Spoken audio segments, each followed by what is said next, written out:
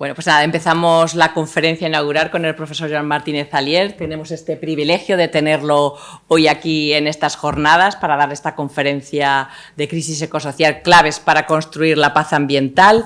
El profesor Joan Martínez Alier es uno de los principales divulgadores, investigadores y defensores de la economía ecológica, la ecología política y la justicia ambiental, conocido por su crítica de la teoría económica establecida y las perspectivas tradicionales del crecimiento económico, y por sus aportes teóricos en relación al metabolismo social y al ecologismo de los pobres.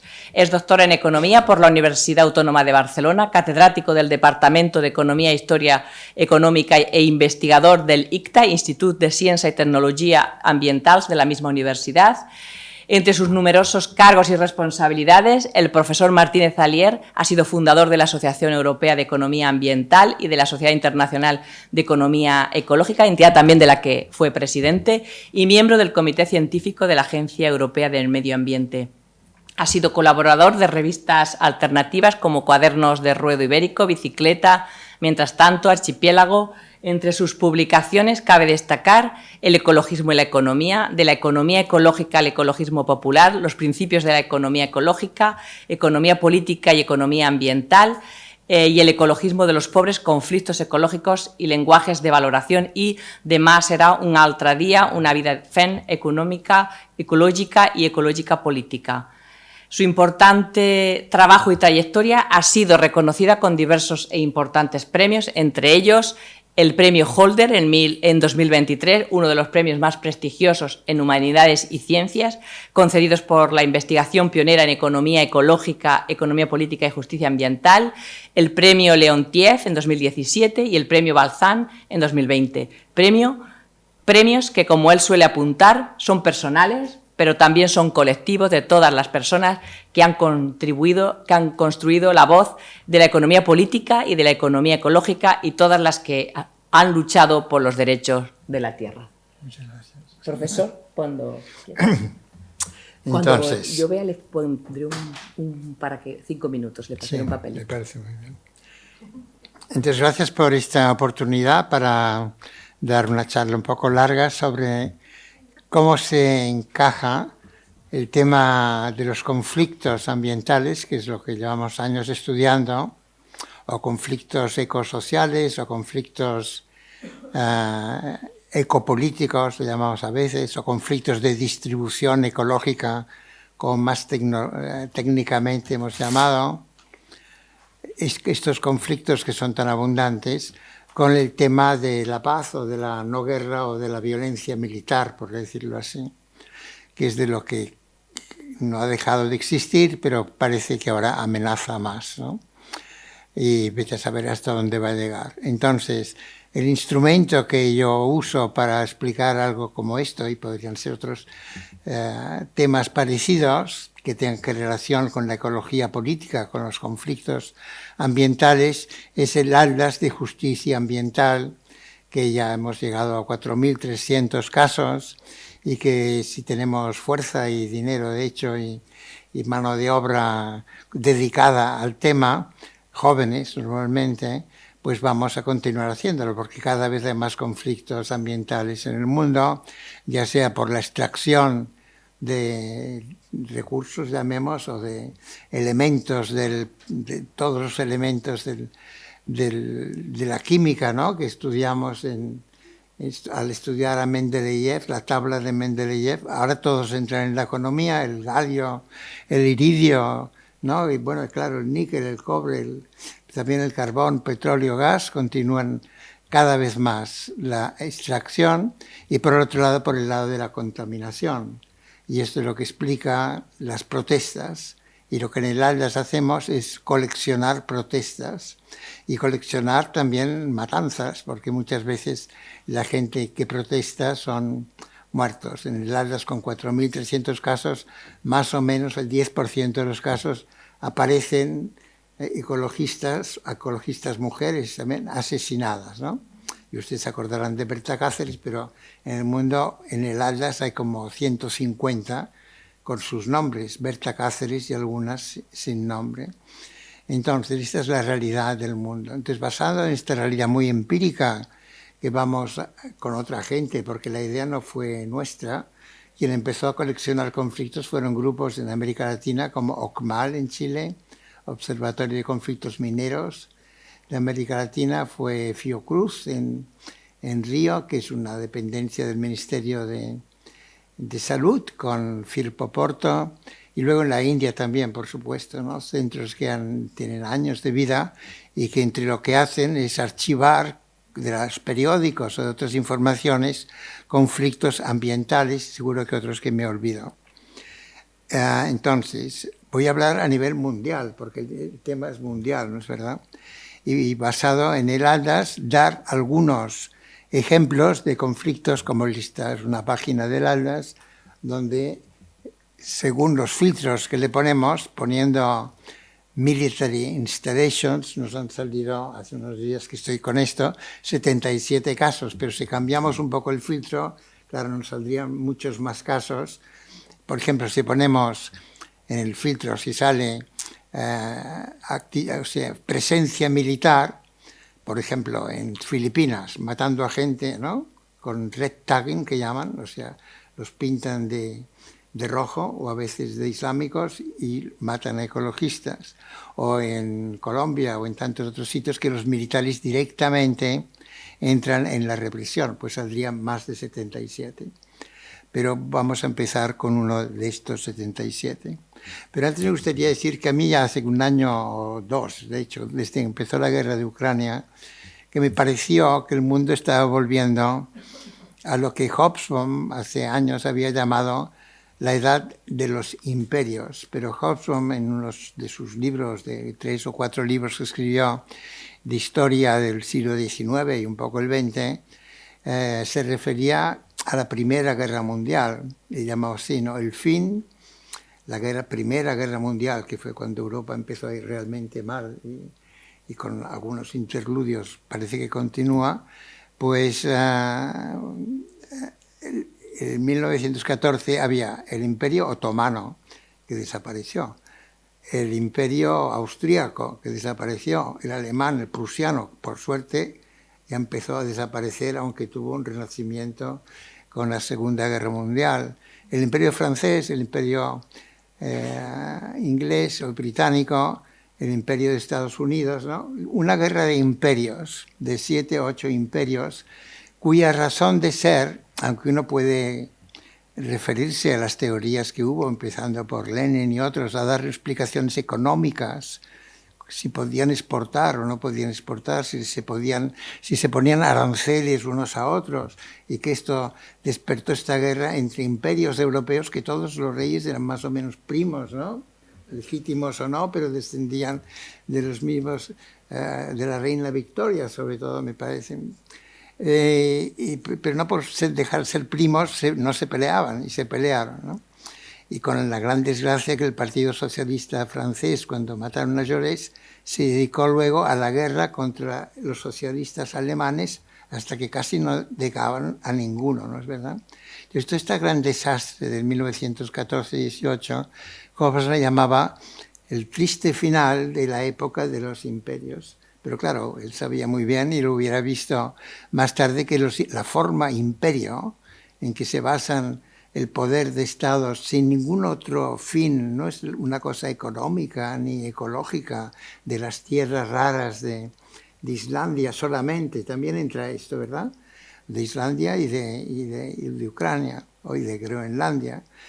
No solamente estas cosas tan materiales, sino una especie de ansia de poder, normalmente por los hombres que llevan estos imperios, y que ahora se ve, es como una caricatura de esto, pero alarmante, por lado de Trump y su vicepresidente, y Putin, y Modi en la India va por ahí, y tenemos como 4 o 5 imperios y todos, otra gente normal en el mundo, esperando a ver cuándo empiezan a liarse con bombas de distinta magnitud.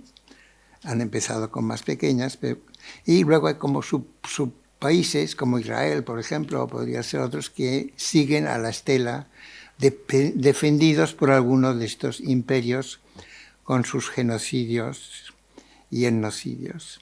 Esto es el muy triste final, debería ser, de mi charla, porque por lo menos es un triste principio. Voy a ver si lo animo para un cierto más optimismo, porque yo lo veo el mundo de esta manera, con estos 4 imperios, y lo escribí en un artículo que se publicó en la India. La gente, mis amigos de la India me criticaron mucho diciendo, no, la India no queremos ser un imperio. Pero yo desde entonces pienso que, por desgracia, va por aquí, y creo que como individuos lo que tenemos que tratar es ser neutrales de estos imperios. No afiliarse ni al Occidente, como la revista Economist cada semana saca sus elogios de The West, le llaman, The Far West, pero también no, la OTAN y Estados Unidos, China y la India o Rusia deberíamos ser neutrales, como debería ser Brasil y como deberían ser los países africanos. Si pueden serlo, defendiéndose contra, si son del sur, el extractivismo, este material que va aumentando. Porque con la excusa del cambio climático ahora viene otra ola de gran extractivismo de materiales, como sale cada día en el periódico, que está la Unión Europea, que a veces tenía como buena cara, ahora ya se quita la careta y dice, vamos a ir a Portugal y a España, y al territorio Sami, en Finlandia, en Noruega, y donde nos dejen que sean parte de la Unión Europea, porque fuera ya tenemos muchas protestas por el litio, pero no solo el litio, el cobre, el níquel, el cobalto, etcétera, ¿no? Entonces, esto no es que la economía se esté desmaterializando, al contrario, la economía es muy material.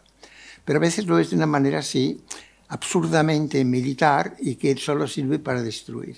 Entonces, el primer caso que queríamos mostrar aquí sería un caso que tenemos en el Atlas, y que es como un modelo político, social, así humano, para cómo podríamos enfrentar lo que está pasando ahora. Y fue esto, y si lo abres lo podrán leer la ficha, sí. Y que fue, la verdad es que yo, como esto es del año 91, bueno, yo hasta había ido una vez con E.P. Thompson a Estonia en uno de estos viajes de pacifismo antes del cambio en la Europa oriental, con Luis Lemkov de aquí y a Estonia, que todavía pertenecía o volvía a pertenecer al Imperio Ruso. Y entonces es esta época que estoy refiriendo en esta ficha, 1990-91. Entonces, desde las grassroots, desde la base, desde los grupos sociales, no ayudados por los estados, sino contra los estados, por lo menos contra el estado que había en Kazajstán, pero también yo creo en Estados Unidos tampoco quizás les hacía gracia, no lo sé, da lo mismo, si les hacía gracia o no. Hicieron esta reunión que ya es difícil en aquella época y le llamaron Nevada Semipalatinsk, ¿no? Que eran zonas donde se estaban explotando bombas atómicas o sacando uranio en Nevada y en todo el este de Estados Unidos, en territorio navajo, y se hacían pruebas atómicas, digamos, ¿no? Y esto hay que hablar un poco de las pruebas atómicas de esta época. Entonces, esta ficha que ustedes la pueden abrir, pues pueden ver lo que se pueda leer, porque está en cirílico, digamos, pero cada ficha del Atlas tiene como 2 o 3 páginas, o un poco más, y pueden leer la descripción. Y como yo estoy casi seguro, aunque mucha gente aquí somos más o menos de la misma edad, y estamos totalmente vivos del año 1990, pero quizá no hay recuerdo de esto, ¿no?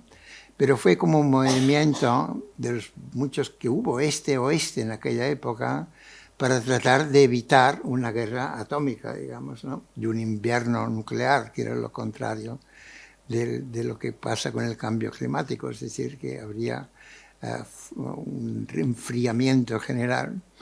Entonces, si esto era posible en la época, debería ser posible ahora, ¿no? En combatir todas las vinculaciones que hay entre el militarismo y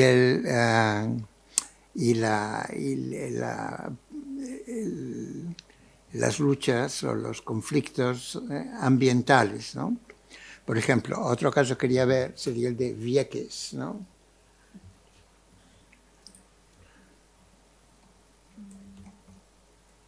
Y Vieques está, que quizá alguien lo conoce, está en Puerto Rico y en el área se puede buscar o bien por la geografía, ir al puntito, apretar el punto y se abre la ficha, o se puede hacer de alguna otra manera.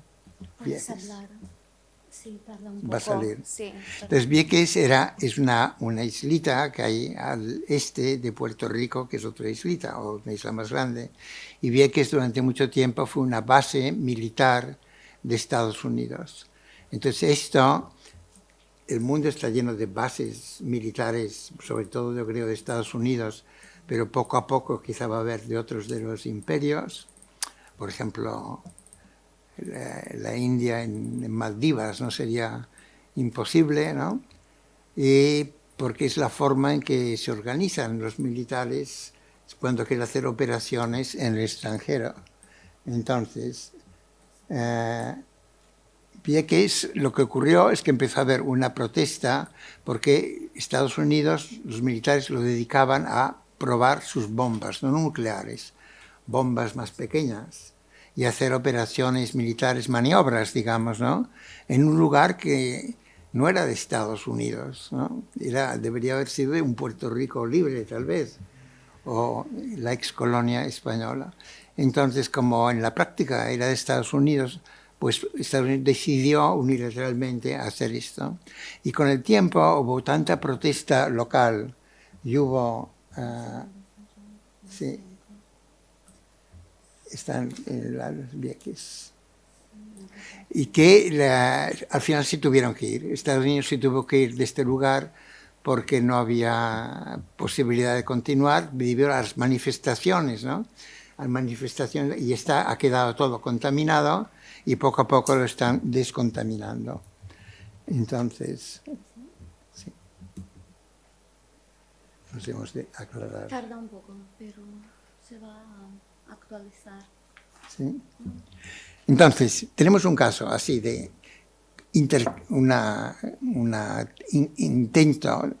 de acuerdo o de movimiento social intercontinental entre Nevada, Estados Unidos y Kazajstán con este nombre, Nevada Semipalatinsk del año 90, y tenemos también todo el movimiento en Vieques para expulsar a la base de Estados Unidos de un territorio que es de Estados Unidos, en el fondo, pero a base de movimiento social. Esto, por ejemplo, en territorio español, a pesar de muchas protestas contra bases de Estados Unidos, nunca se ha logrado. Un sitio donde esto se logró fue, por ahora me parece, fue en Okinawa, en Japón, donde Estados Unidos tiene una gran base desde la Segunda Guerra Mundial, o sea, la isla es una base de Estados Unidos, al sur de Japón, pero pertenece a Japón, y donde hace no muchos años hubo protestas contra la ampliación, porque esta base se iba a ampliar y ponía en peligro, la excusa técnica era un mamífero muy escaso que se llama el dugong, que me parece bastante excusa. ¿Cómo vas a, no matas a los humanos, matas a cualquier mamífero, incluso alguno en peligro de extinción? Y esto los militares habría que ver muy bien.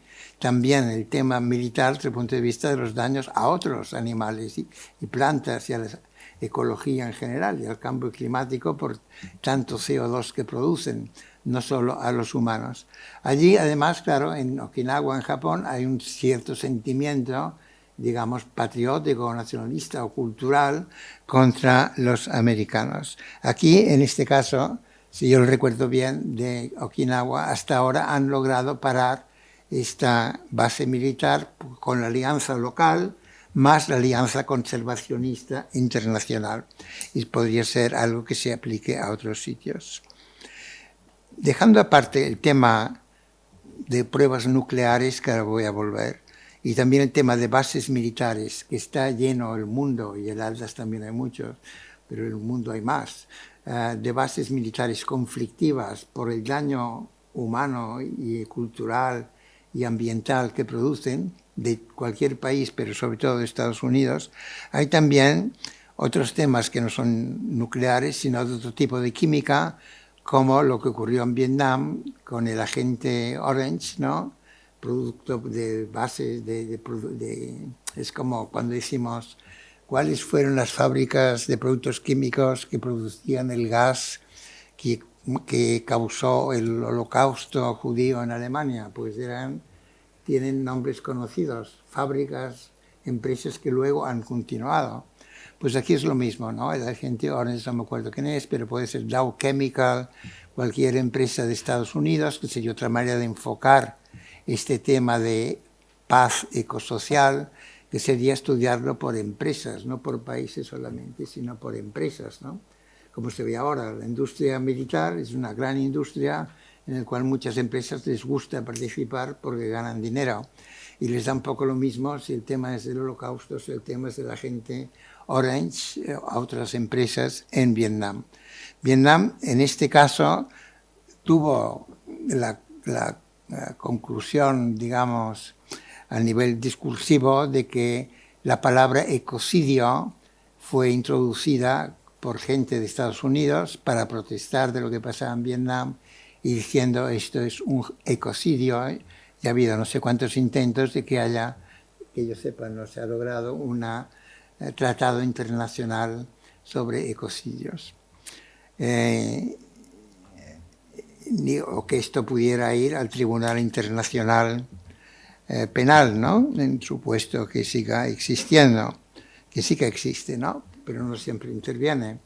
Entonces, ecocidio es algo que se podría aplicar, por ejemplo, claramente en Gaza, porque es un genocidio, porque tenemos también helados bastantes casos sobre Israel y Palestina ya de antes, de hace 5 años, 10 años, con el tema del agua y el tema del cortar los olivos y otros temas del elegante comportamiento de Israel como país subimperialista en esta zona del mundo. Entonces, esto se podría aplicar claramente, no solo genocidio, sino ecocidio. Pero en la historia de la investigación ecosocial sobre la paz, creo que esta palabra ecocidio se introdujo desde la empírica más cruel, que fue los bombardeos en Vietnam con un agente naranja que lo que hacía era desfoliar, ¿no es verdad? Lo que querían es acabar con la vegetación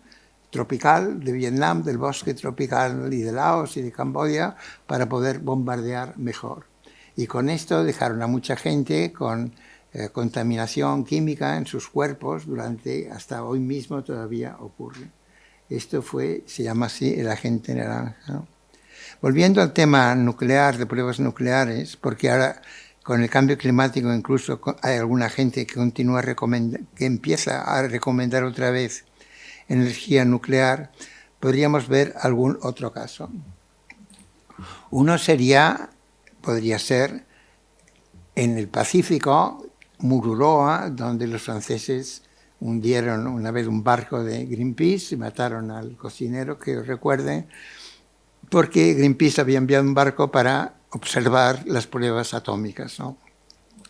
Pero también en las Islas Marshall, que todavía hay ahora juicios en vigor contra Estados Unidos por la radioactividad que dejaron. También, como se sabe ahora, está en los periódicos hace poco, en Argelia los franceses hicieron pruebas en lugares desiertos, quiere decir con gente que no sean del país de origen de la bomba, digamos, básicamente esa definición, pero en el sur de Argelia y también en otros casos, como por ejemplo este que has puesto. Este fue una gran bomba de hidrógeno el año 61, que está en el Atlas, la explicación, aunque poca gente pudo protestar allí, porque este es como una isla casi desierta, pero hay pastores con sus renos en todo el Ártico, ¿no es verdad? El Ártico es un lugar muy sensible, frágil ecológicamente, que está siendo maltratado con minería, ¿no? Y con transporte nuevo de carbón, petróleo, de minerales cada vez más, porque es más fácil navegar, porque el cambio climático se puede navegar mejor y tiene su aspecto militar. Por ejemplo, los convoyes rusos hacia el este, por la Polar Silk Road, que Xenia ha estudiado, se hacen con un destructor, un barco nuclear que va rompiendo el militar o civil, pero que va rompiendo el hielo, y detrás el convoy de barcos de gas líquido natural líquido, por ejemplo, ¿no? U otra mercancía. Y para el oeste supongo que también. Sí. Pero este caso de que veíamos ahora, o que había puesto, de este Novaya Zemlya, ¿no? Que es decir, nueva tierra, o Terra Nova, al norte de toda una isla que es así, al norte en Siberia. Esto se le llamó la bomba del zar, no sé si irónicamente los propios soviéticos se llamaron así, ¿no? Porque era la más potente que se ha hecho. A partir de esto empezó a haber discusión internacional sobre cómo evitar radiaciones, empezó a haber un tratado internacional, ¿no? Para limitar las bombas atómicas, las pruebas, ¿no? De momento eran solo pruebas, excepto Hiroshima y Nagasaki, que no fueron ninguna prueba, sino realidad, y parecía que el tema estaba más o menos en manos de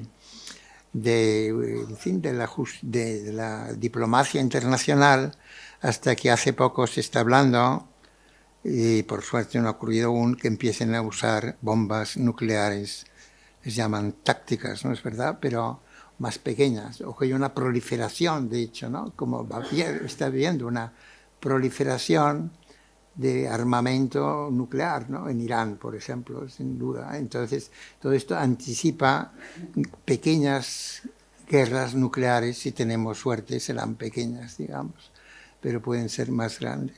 Y todo esto además da lugar, por la parte civil, da lugar a plutonio, por ejemplo, ¿no? A uranio enriquecido que se usa, todo tipo de radioactividad. Por ejemplo, en Hanford, en el estado de Washington, en Estados Unidos, hay debe estar en el Hades también, hay una instalación para tratar el plutonio de las bombas militares que se han neutralizado, pero el plutonio, claro, quedará ya miles de años. Y también en territorio navajo, creo que ya dije, y en territorio Shoshone, en Estados Unidos, hay protestas, juicios todavía por el tema del uranio. Otro caso que, hablando de cómo organizar esto un poco, queríamos poner sería, porque he hablado de bases militares, he hablado del tema nuclear, que me parece interesante. Podríamos hablar, pero no lo hemos calculado bien todavía, es cómo las maniobras militares, aunque sean pacíficas, más cuando hay guerra, son un desperdicio de petróleo, de combustibles fósiles, y debe aumentar, está estudiado, ¿no?, el CO2 que se produce enormemente no, pero tantos aviones arriba y abajo pues deben contribuir sin duda al cambio climático desde ese punto de vista. Otro que sería por el lado más de los militares y cómo robarse materiales.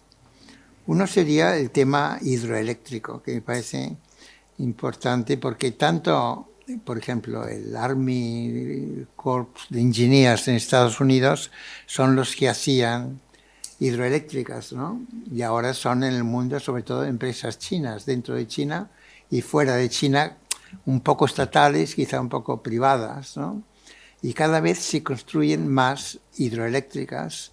Por ejemplo, en el Himalaya o en Tíbet, justo en las fronteras de China y la India, están construyendo las mayores centrales hidroeléctricas del mundo, en el Brahmaputra, que empieza en Tíbet y da la vuelta, o en el Mekong, los ríos que van hacia el sur desde el Tíbet, ¿no es verdad? Y también, claro, en el Yangtze con la Three Gorges Dam, ¿no? Entonces, todo esto es algo que parecía frenado también y que ahora aumenta. Y yo me pregunto, y casi es obvio esto entre China y la India, como ocurrió aquí en la Guerra Civil, en que Franco, cuando llegó al Pirineo, destruyó las pequeñas represas que había en la época, ¿no? Y dejó a Cataluña sin electricidad, y el Ebro tuvo una enorme crecida el año 37, 38, porque habían roto las represas del Pirineo. Pero esto es una cosa de niños, digamos, aunque no lo fue así localmente, pero comparado con lo que puede ocurrir, queriendo o sin querer, como ha pasado en Ucrania, ¿no? Una destrucción de una represa para inundar. O sea, esta guerra con agua, no la guerra del agua, es la guerra del exceso de agua, porque te rompen una represa cerca. Esto puede ser algo como un arma masiva que se vea, o la amenaza de esto también, ¿no es verdad? Y diga con el tema de las infraestructuras, hay muchos conflictos ambientales, militares, con infraestructuras que pueden ser o carreteras de penetración, como la transamazónica, por ejemplo, fue con gobierno militar en Brasil, y se hizo y trajo muchísimos colonos y mucha desposesión de tierra indígena, y por tanto la mayor empresa de carne del mundo, que se llama JB, como si fuera whisky, pero no es whisky, es João Baptista Sobrino, la mayor exportadora de carne producida sobre los bosques de la Amazonía. Se corta la Amazonía, se dejan pastos, se cría carne y se exporta la carne, o para producir soya. Todo esto viene de una idea militar subimperialista, ¿no?, del Brasil de los años 70, con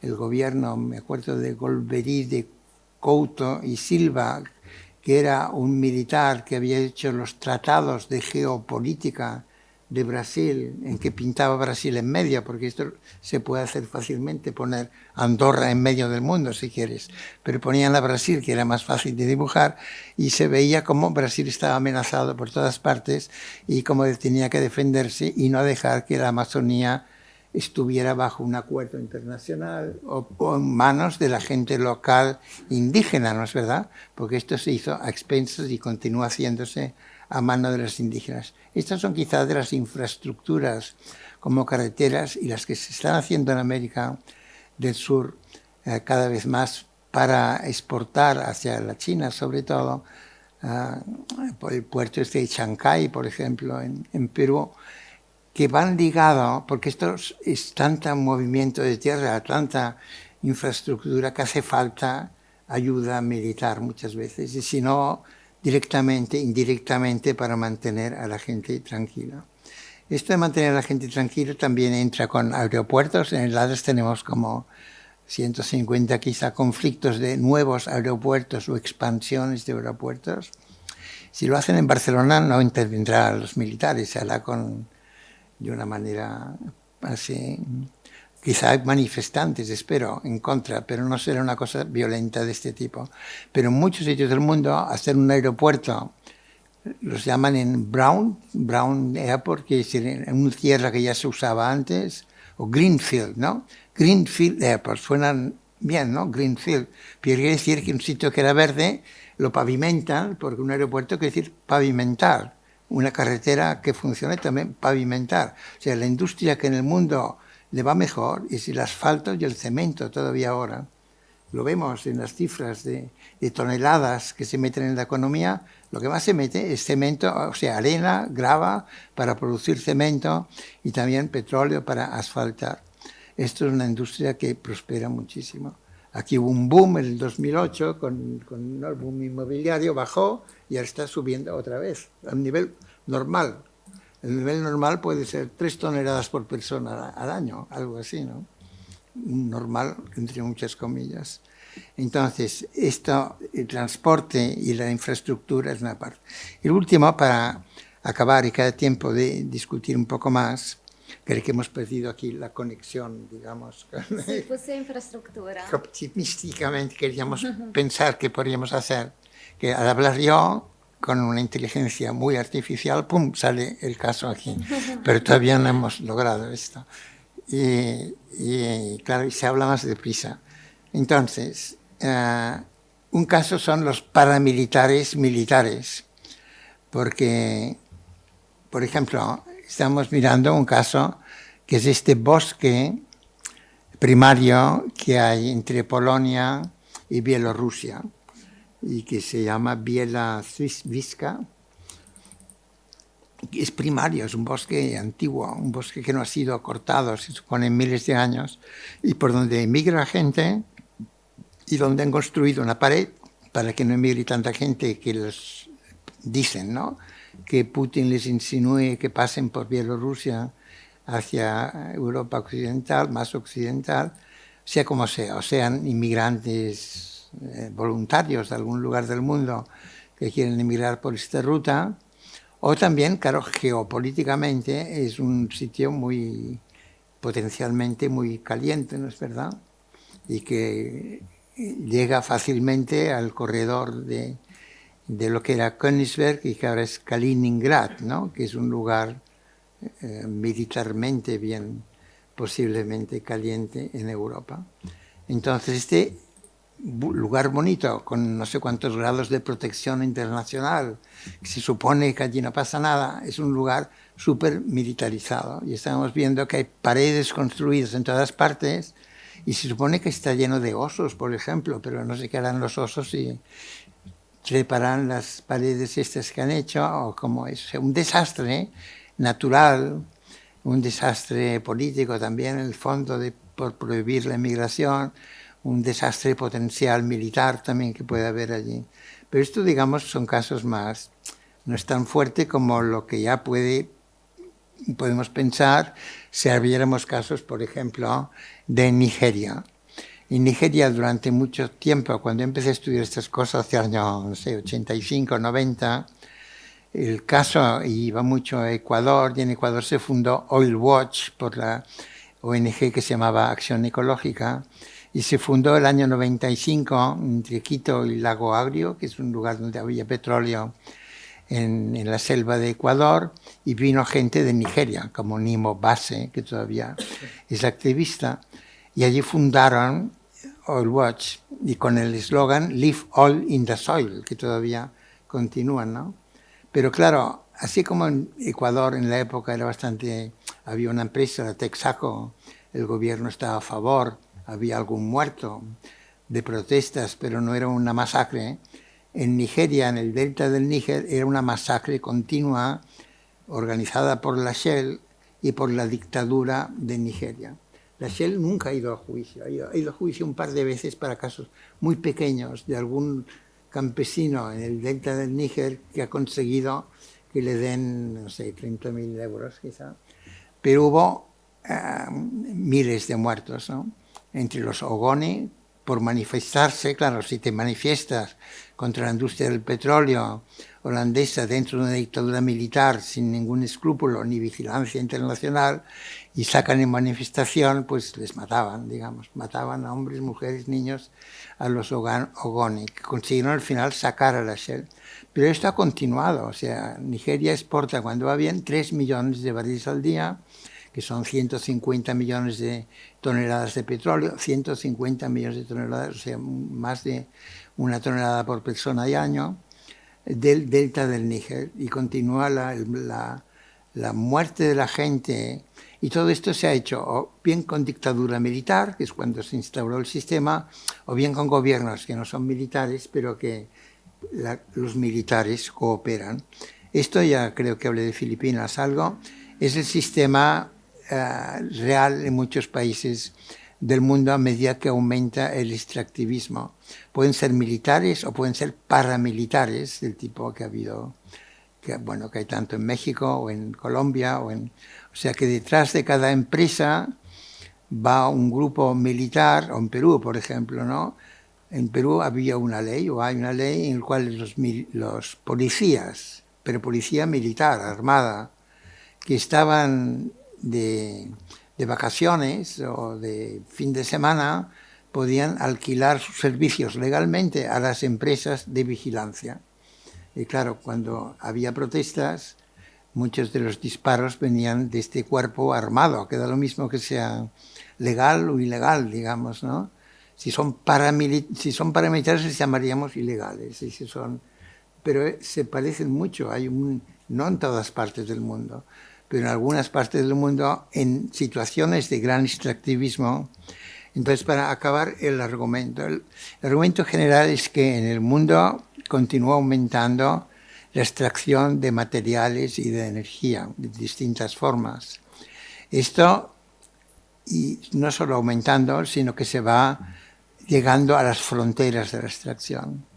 Y esto es porque, para poner un principio así de economía ecológica en el centro, la economía no es circular, sino que la economía es entrópica, que como todo el mundo sabe, si tú quemas, si tienes alguien que tenga un automóvil todavía, de gasolina y pone gasolina y viaja unos kilómetros, después, aunque haga marcha atrás, no sale la gasolina, digamos. Se quemó para siempre, ¿no es verdad? Y para siempre, para siempre, para siempre quiere decir que Nigeria exporta, lo que he dicho antes, 3 millones de barriles al día, ¿no es verdad? Y así es. En el mundo se sacan al día unos 100 millones de barriles de petróleo.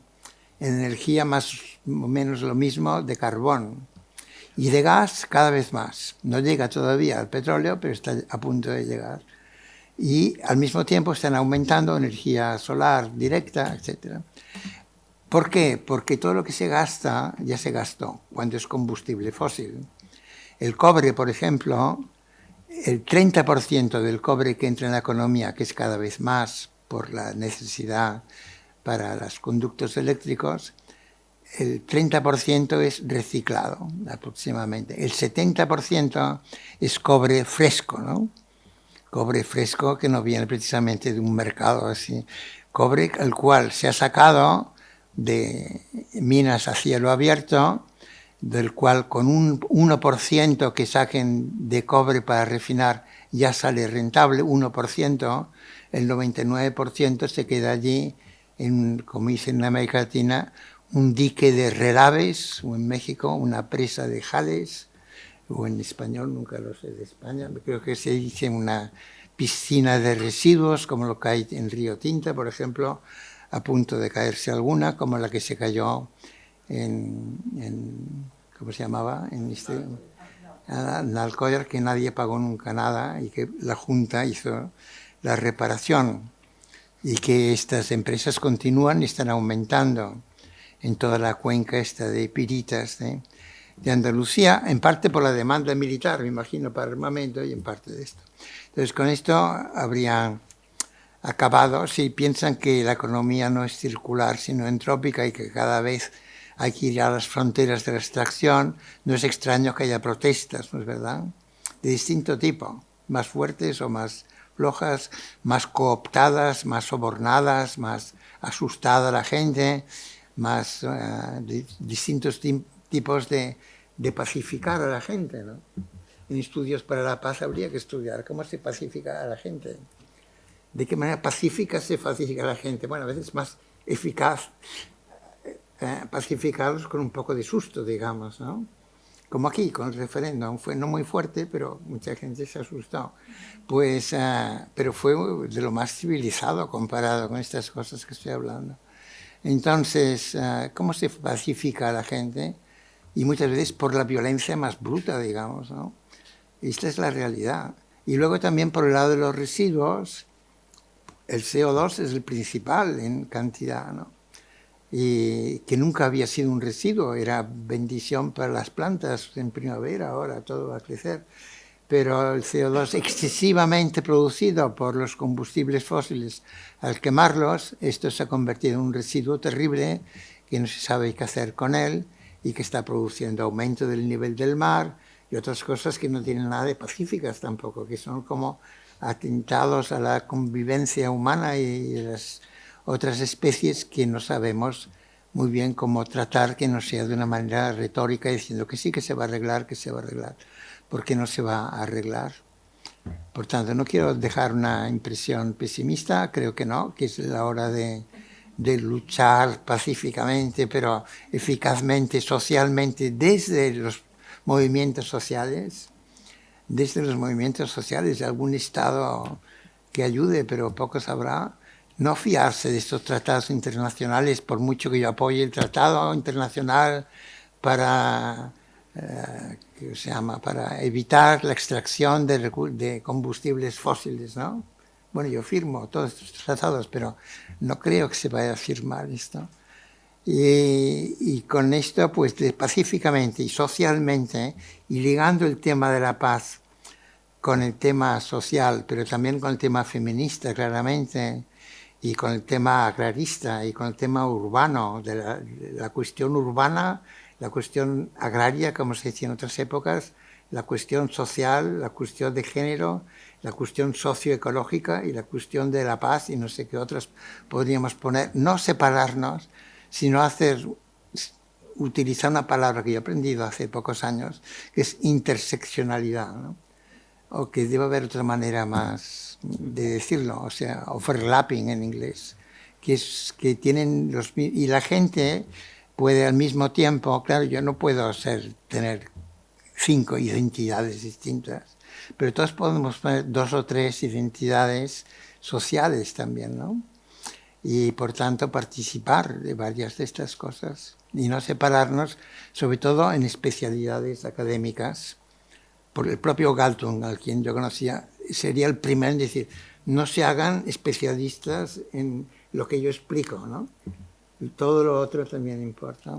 Sobre todo con el feminismo a veces es difícil, pero es como los movimientos más fuertes del mundo, yo creo, son el feminismo claramente.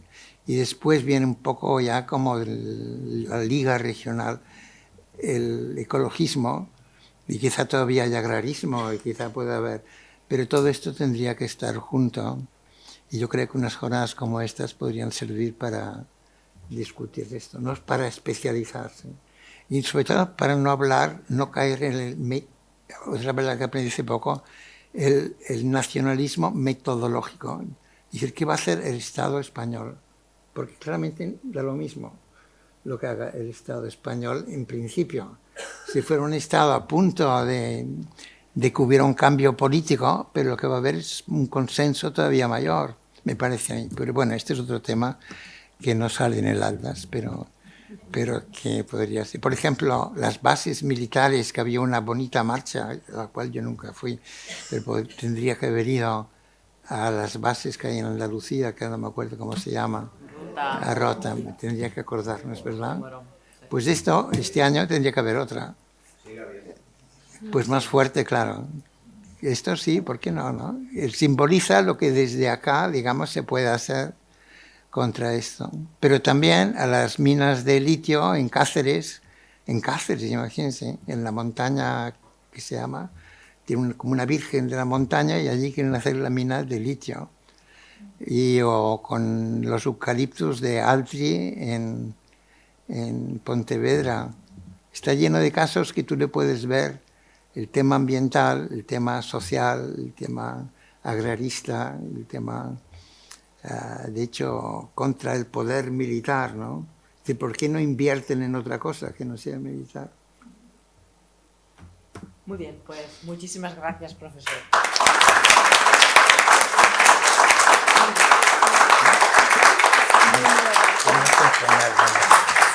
Pues desde la investigación, bueno, primero de todo, enhorabuena y muchas gracias por su conferencia, por presentarnos una serie de casos así muy diversos, además del Atlas Global de Justicia Ambiental, que es una fuente de referencia para todas nosotras y nosotros en la investigación para la paz, precisamente.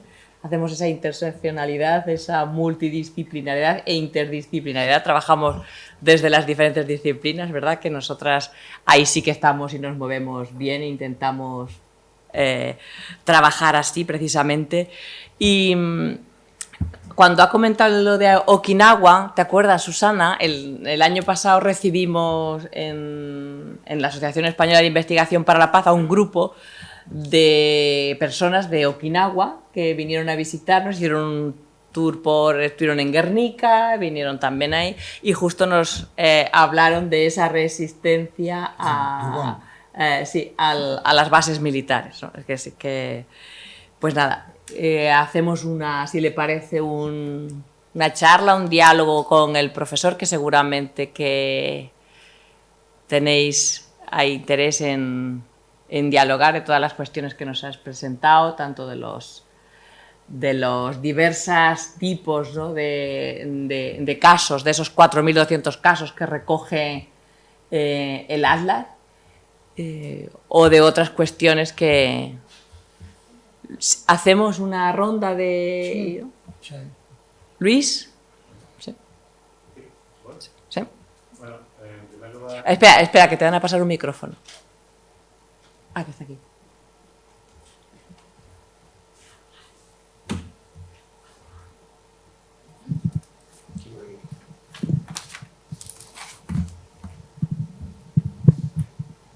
Gracias. Bueno, buenas tardes. En primer lugar, muchas gracias por la conferencia y felicidades también por el trabajo en el Atlas. Como decía Ana, para nuestro grupo de paz ambiental de iPaz ha sido una inspiración para comprender las conexiones entre paz y defensa de la naturaleza y daño al medio ambiente, que van más allá de esas conexiones directas que ha señalado sobre el militarismo o los conflictos armados.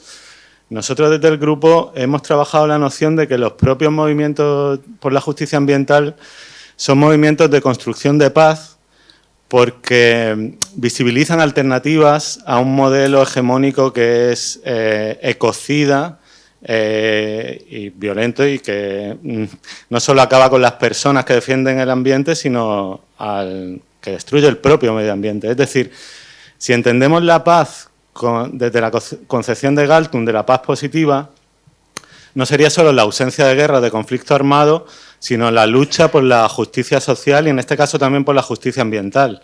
Y en ese sentido es verdad que el trabajo que hacen desde el grupo en el Atlas nos sirve bastante como inspiración para entender esas conexiones entre paz y ambiente de una forma más amplia, ¿no? Y yendo un poco más allá, no solo los casos de violencia directa contra las personas que defienden el ambiente, sino la propia destrucción del medio ambiente se podría entender como amenazas a la paz, ¿no? Creo que en la siguiente mesa se va a hablar también de ecocidio, de derechos de la naturaleza y esas conexiones, más allá de las obvias que se han señalado, ¿no? De militarismo, pruebas nucleares.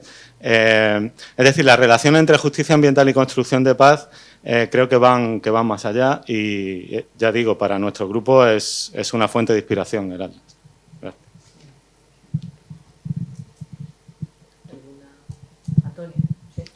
Hola, pues siguiendo un poco con uno de los casos que planteaba y por no caer en esta sensación que nos invade últimamente de pesimismo, derrota o no sé cuántas cosas más, la justicia ambiental construye territorios y construye saberes compartidos y hablabas al final de la interseccionalidad, ¿no? Y justamente hay un caso que tú has planteado, que habéis planteado aquí, que es Vieques, ¿no? En el caso de Vieques, en los últimos 10 años se ha estado construyendo todo un trabajo de las mujeres de Vieques, recuperando su memoria del territorio y generando un proceso de paz ambiental en ese territorio, que yo invito a que lo sigáis, que algunos hemos estado colaborando con ese proyecto y que se traduce en un trabajo etnográfico documental que se llama Arepas y Amor, ¿no? Donde esas mujeres han construido otra vez su territorio después de la violencia ejercida no sobre su hogar, sino sobre sus propios cuerpos a lo largo de muchos años, ¿no? Antes, incluso después del abandono del territorio por parte de la ocupación militar yanqui, y esas mujeres han repensado su territorio, han construido un saber basado en la producción agroecológica, la cocina, los cuidados y la atención, ¿no? Por tanto, hay muchos ejemplos que nos empujan a entender que más allá de la violencia hay esperanza y hay procesos donde se pueden construir, ¿no? Y seguramente vi aquí el ejemplo de toda la violencia máxima, pero toda la reconstrucción por parte de las mujeres de ese amor basado en la arepa, ¿vale? Gracias. Porque, pues, en el mapa cuando estábamos haciendo, porque ha sido varios años, y de cuando hemos entrado con algún nuevo tema, ¿no? Por ejemplo, incluso el litio entró no hace tanto. Y esto de las instalaciones militares lo pusimos, no me acuerdo si al principio, un poco más avanzado, pero bases militares, es que se me ocurre que lo tenía que apuntado, Greenland Common en Inglaterra, ¿no? Entre Oxford y Londres más o menos.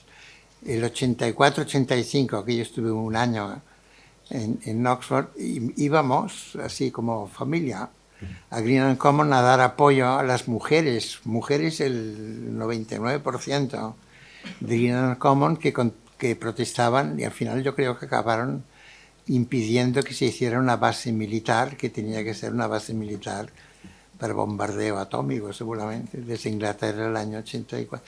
Y sería bueno hacer como una colección mucho más amplia de lo que tenemos en el Atlas, que no damos abasto, la verdad, de conflictos y tan concretos como decir base militar, ¿no? Y encontraríamos casos. Por ejemplo, Rota no estoy seguro que esté en el Atlas, pero debe haber muchos más y me imagino que cada vez va a haber más, porque algunos de estos puertos que hacen los chinos de momento no son todavía bases militares, Pues este es otro tema, o sea, porque, bueno, como tú sabes que es historiador, en la historia del imperialismo hay como dos formas. Uno que primero empiezas con comercio, se llama Flag Follows Trade. Primero el comercio, como la East India Company o los holandeses, y al final ponen la bandera para defender el comercio que han hecho. Y los españoles sí que iban más con la cruz y con la espada, en plan, ¿no? En plan, sí, con y la bandera, me imagino, claro. Y se les ocurría después que saquear un poco estaría bien. Y lo hicieron bastante, todo lo que pudieran. Pero, o sea que hay flag follows trade o trade follows flag. Y los chinos yo creo que están todavía en el trade, ¿no? En el comercio. Pero cuando vean que no les pueden pagar las deudas o así, no sé qué, es muy interesante, lo verán los jóvenes de aquí. ¿Cómo hacen para manejarse esto? Cuando vean que no pueden, tienen poder, porque el poder que tienen ahora es soft, digamos, ¿no? No pueden enviar un portaaviones todavía, según dónde. Quizá no lo harán nunca, porque además mis amigas de Ecuador una vez invadieron la embajada china hace años ya, para impedir un contrato minero. Y se reían y dice, estamos allí en la embajada china y teníamos a Mao Zedong, así el retrato encima nuestro. Y claro, eran todos jóvenes izquierdistas en su época y pensaban, ¿cómo estamos protestando contra Mao Zedong?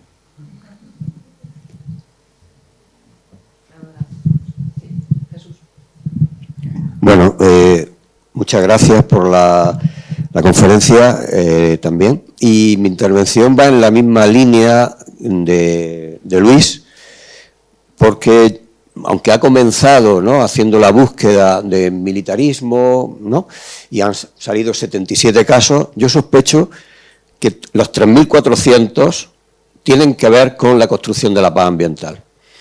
Y seguro que ahí no habrá recogidos conflictos socioecológicos, claro, porque ha ido en aumento, ¿no?, digo, la recogida de datos. Y, por tanto, seguro que habrá conflictos socioecológicos que todavía no están registrados en el atlas. Y sospecho, me pongo por delante, ¿no?, de que probablemente todos los que se vayan incluyendo tendrían que ver con, o serían pertinentes y contemplarlos para todo lo que tiene que ver con la construcción de la paz ambiental.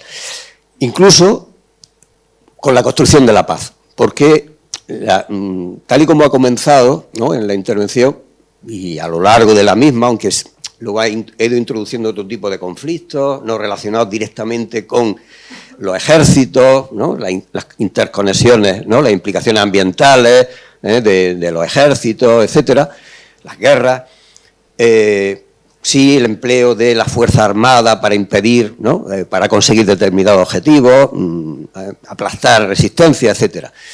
Entonces, realmente el concepto que se emplea en la investigación para la paz es un concepto amplio y, por tanto, no es solo ausencia de guerra, sino ausencia de todo tipo de violencia, y entendiendo violencia como algo mucho más amplio que la ausencia de guerra. Es decir, todo aquello que impide el desarrollo de las capacidades humanas, la satisfacción de las necesidades humanas, y es evitable, ¿no? Esa sería un poco la idea de...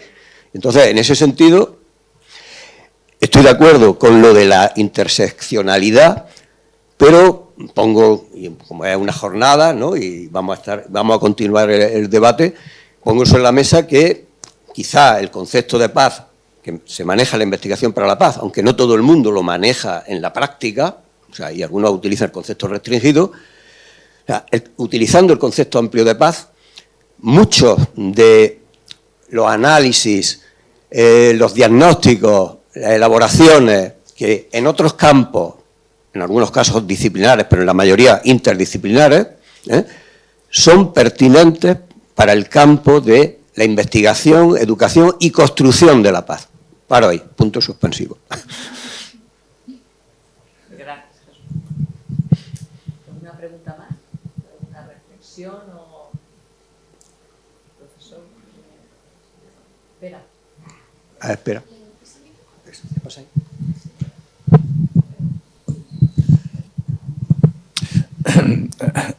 Bien, yo quería resaltar una cuestión que has expresado en tu conferencia y que es inevitable de todos los conflictos, pero especialmente de los conflictos relacionados con la extracción de recursos de la naturaleza. Por lo tanto, con el ecocidio. Y es la colaboración necesaria, innecesaria, de la violencia armada. Por lo tanto, en primer lugar, de los Estados y, si no, de fuerzas paramilitares, como has bien expresado. Sin eso no es posible llevar a cabo la extracción de recursos de la corteza terrestre. Y eso lo convierte en una militarización, en definitiva, de todos los conflictos medioambientales. Porque sin esa fuerza no sería posible, de alguna manera, llevar a cabo esa extracción. A veces con la colaboración de los Estados, que apoyan a esas grandes transnacionales, grandes corporaciones que las llevan a cabo, y por lo tanto, al menos desde nuestro centro, es donde ponemos el acento. Donde ponemos el acento porque hay una relación directa entre grandes corporaciones, extractivismo y fuerza militar, que puede ser a veces con guerras, directamente con guerras, Irak, Libia, o simplemente para reprimir las resistencias de la población. Y eso me ha gustado mucho porque tú lo has reafirmado. Y entonces también quería añadir, bueno, entonces también tendrías que incluir dentro de tu mapa todos los conflictos armados que hay en el mundo, porque en definitiva esos conflictos armados también están no solo emitiendo grandes millones de toneladas de CO2 a la atmósfera y por lo tanto dañando el medio ambiente, sino que también, además, en muchos casos también se llevan a cabo precisamente para ese extractivismo que estábamos denunciando. No sé si quieres decir algo. Sí. No, yo creo que tenemos como un tema de la ecología política en general, de si le ponemos algunos límites o no, y creo que muchas veces es una cuestión de capacidad humana o económica, a veces, de quién te paga investigación de este tipo en doctorados o postdocs o voluntarios, porque en el ALAS hay muchos activistas, bastantes voluntarios del mundo que envían casos, que están metidos en estos conflictos y que para ellos son muy visibles, ¿no? Si uno lo va ampliando, por ejemplo, con el caso de Israel y Palestina, yo con Israel he cambiado mi opinión en los últimos 2 años, después de muchos años, pero ya tengo algunos, de verlo con una visión más tipo Segunda Guerra Mundial que actual. Actualmente, los casos que ya teníamos en el ALAS, que nos habían enviado grupos palestinos ambientalistas, como he dicho antes, del agua, etcétera, ya los tenemos. No los vamos ni a aumentar ni a sacar. Aumentar quizás sí que habría. Entonces yo pienso, ¿cuántos teníamos que aumentar? ¿No es verdad? O sea, un edificio derruido, si esto no es ambiental y social, ¿no? Y de cuántas ciencias sociales y también ciencias, ingeniería militares, las bombas que explotan, que tienen sus químicos, ¿no? Hay bombas, por ejemplo, hay un caso que ya teníamos, bombas de fósforo israelíes en el sur del Líbano. Esto era como una anécdota hace 10 años cuando lo pusimos, y ahora deben ser de cada día, ¿no? Entonces, sí, lo que dices tú es totalmente verdad y es una cosa que no tiene una solución fácil, en el sentido de que hacer un ALAS de justicia ambiental es hacer visible, se parece a veces, yo digo, sin ánimo de meterme en otro campo ni molestar a nadie, como lo que existe ahora, estadísticas de feminicidios, como si fuera algo nuevo, ¿no? Como si en la época de Calderón de la Barca no hubiera mujeres asesinadas y muchos, ¿no? ¿Ha aumentado o ha disminuido? Seguramente ha aumentado, pero lo que sí ha aumentado es la visibilidad, ¿no? La percepción social. Entonces, esto va ligado a si hay gente que protesta y movimientos sociales, que se llamen pacifistas o ecopacifistas o ecofeministas pacifistas, pues depende de la gramática a veces, que dificulta que la gente entienda. pero no se puede poner una barrera de decir, por ejemplo, la guerra de Vietnam fue un gran desastre ecológico por la gente naranja, pero y las otras guerras que hay o las que va a haber son mayor desastre ecológico que... Entonces sí tenemos, por decir, un problema clasificatorio que no son muy importantes, ¿no? Lo que importante es darse cuenta de la realidad y tener palabras y provocar o ayudar a la indignación sobre estos temas y que la gente proteste, ¿no? Y el hecho, lo que ocurre es que cada vez que abrimos así el correo, digamos, nos entran nuevos casos de gente que protesta, a veces por cosas muy pequeñas. Para acabar el tema de las Fuerzas Armadas, hay un caso de Barcelona muy interesante, que es el año 75, de los pocos que tenemos de Cataluña, porque no hay tantos catalanes en el mundo. Entonces, se llamaba de la planta asfáltica en Nou Barris, que quizá hay alguien que se acuerda, en que la gente, inmigrados que vivían en Nou Barris, les pusieron una planta asfáltica, yo creo que para construir la ronda, lo que sería, para asfaltar calles.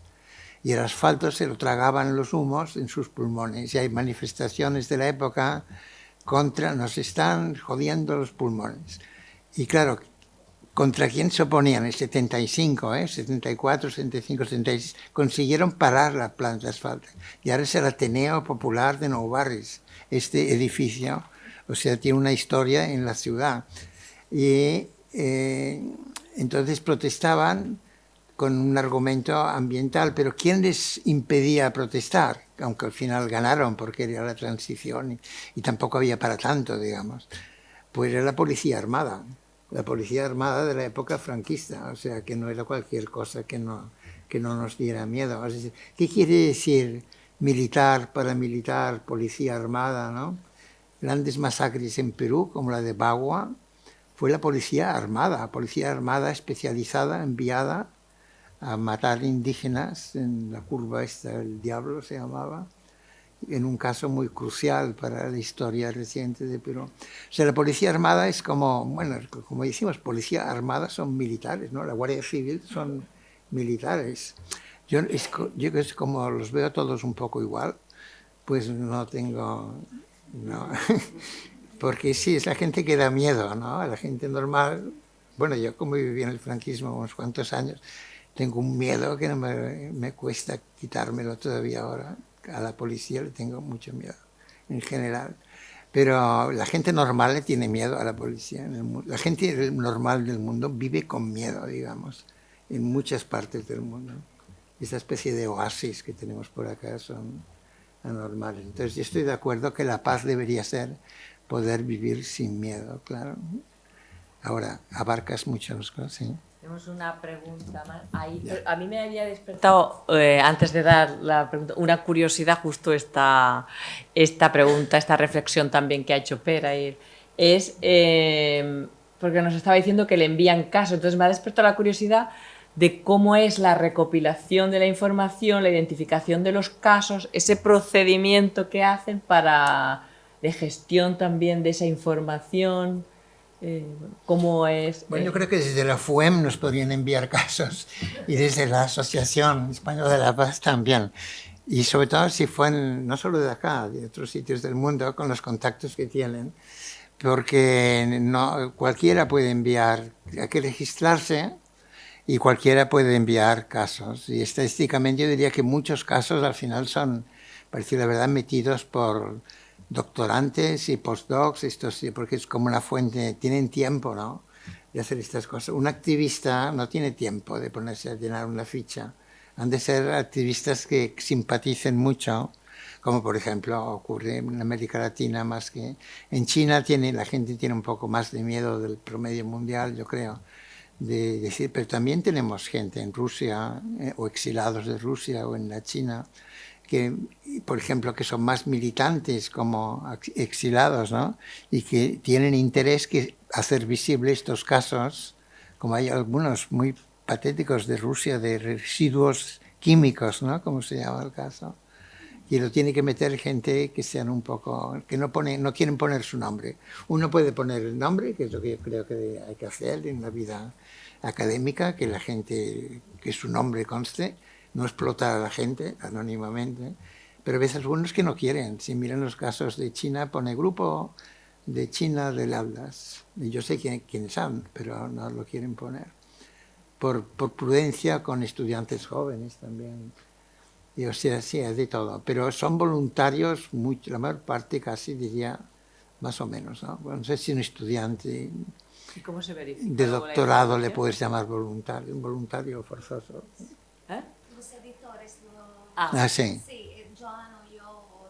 Sois los que verificáis. Ahora tenemos todos los casos. como un equipo de 8 personas ahora que verificamos esto. Y para dar algo práctico, que es bien, ojalá se sume alguien, llenar un caso puede tomar 3 o 4 días, no es un artículo científico. Es llenar una ficha y hay que dar las fuentes, poner algunas fotos. Hay una cosa así cuantitativa, ¿no? Codificada, que permite luego hacer ecología política comparada. Por ejemplo, esto, cuántos muertos o cuántos casos de ecologistas muertos. Yo digo, ha habido 10 o 12%. Bueno, no me lo saco de la cabeza. Están contados porque en la ficha que pone ha habido un muerto en el resultado de este conflicto, o ha habido mujeres protagonistas. Hay como 100 campos que se tienen que llenar, más una descripción. Y todo tiene que tener en promedio de día con de 4 a 8 fuentes. En mi opinión, muchas de las mejores fuentes son Reuters y Bloomberg, Financial Times, porque no dicen mentiras. No les guste que pasen esto, por tanto lo explican, pero con un estilo que no es el nuestro. Pero son más fidedignos que yo creo a veces. Pero también son muchas veces ONGs, claro. ONGs que quieren que salga el caso. O a veces, hay un caso de Chile, para acabar este tema, en Antofagasta, era un maestro de Antofagasta que con su gente organizó un grupo para prohibir que circulara transporte de cobre por en medio de cobre así en rama, por la ciudad que contaminaba. Y le llamó "Este polvo nos mata", que me hizo gracia el título. Este polvo nos mata, y consiguió parar esto, creó un tiempo, pero al final no, porque era de la empresa Luxic, que es una parte de la oligarquía minera chilena más importante. Este tipo, al cabo de unos años, ha resultado ser que ganó las elecciones con el cambio en Chile y es el presidente de la región de Antofagasta o así, no sé si todavía lo es. Pues mira, esto es como un caso ideal, ¿no? Un activista que explica esto, que luego lo aprovecha, porque dijo, por favor, pongan este caso en el Atlas.